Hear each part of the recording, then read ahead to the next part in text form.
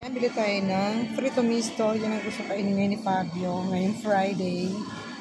Frito misto. Ayan, nakita mo yan? Yan ang bibiliin ko. Frito misto.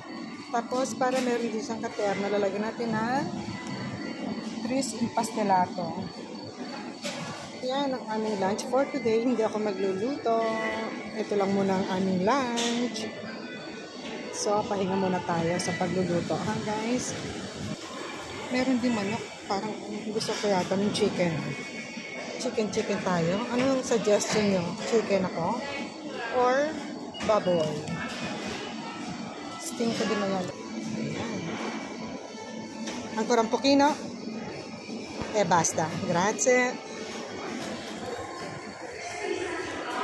Grazie. Ayan si Fabio. Bibili naman siya ng tinapay. Tinapay naman ang bibiling terno niya dito sa kanyang frito misto. Cosa c'è? Apposta? Solo un porzione piccolo, solo per te.